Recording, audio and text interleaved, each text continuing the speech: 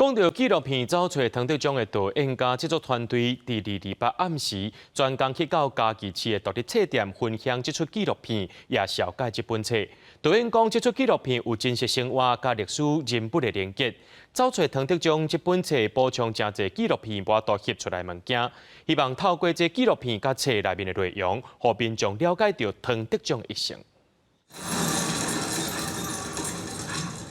导演放上纪录片的预告，互大家看，分享拍这出纪录片的过程。导演讲，纪录片看煞过来看册，会当搁较入捌1907年到1947年这段台湾的历史。有很多的史料的搜寻，或者是说还有很多的没有办法在影片中做很完整的陈述，然后我们就因此想说，那可能需要有一本台湾人观点的书，然后把这些东西、这些资料留下来。我知道有这个公园，知道这条路，可是我从来就没有听过他的故事这样子。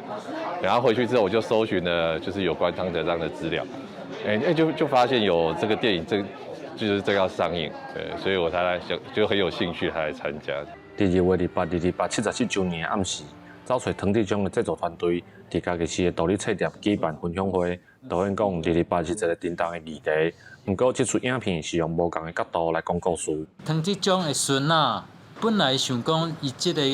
唐德忠哪像是甲228，敢若甲228有关系，但是伊看即个影片了，伊讲，这个影片跟伊想象中的无啥共，这个片子